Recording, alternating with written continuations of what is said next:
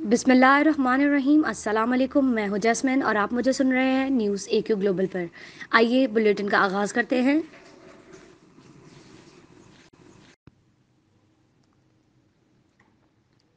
पाकिस्तान और भारत के director general military operations का हॉटलाइन पर राब्ता हुआ।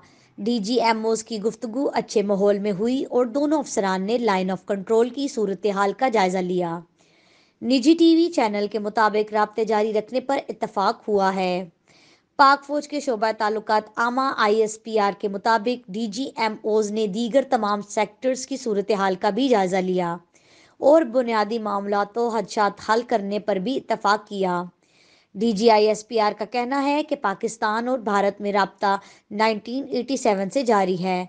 पाकिस्तान और भारत मुत्तफिक हैं कि हॉटलाइन के मौजूदा मैकेनिज़्म को मुयस्सर बनाया जाए। LOC पर जंगबंदी के लिए 2003 में एक और अंडरस्टैंडिंग हुई, जबकि 2014 से LOC पर जंगबंदी की खिलाफ वर्जियों में तेज़ी आ गई थी। 2003 के बाद से अब तक 13,500 से ज़ायद सीज़ फायर खिलाफ वर्जियाँ हुई, जिनमें 310 शहरी जहाँ बहक और 1600 के करीब जख्मी हुए।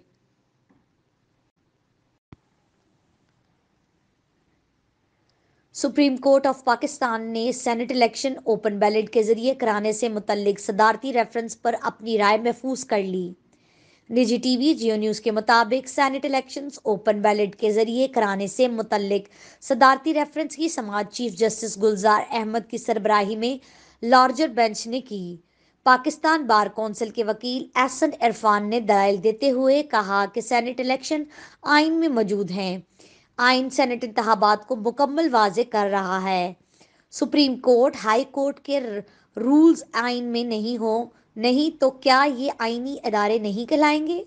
जस्टिस आमिर अता बंदियाल ने कहा है कि क्या आप कहना चाहते हैं कि आर्टिकल 226 के तहत तमाम इलेक्शंस किए जाते हैं? वकील पाकिस्तान बार ने कहा कि अगर सेनेट इलेक्शन ओपन बैलेट से किया तो इसका असर तमाम इंतखाबात पर होगा।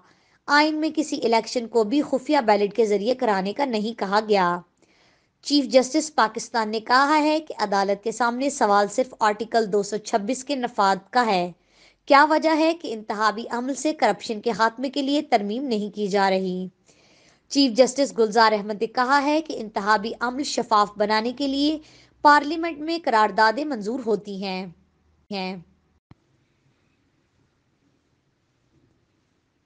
आपसे मिलेंगे अगले बुलेटिन में कुछ नई खबरों के साथ। शुक्रिया। News AQ global.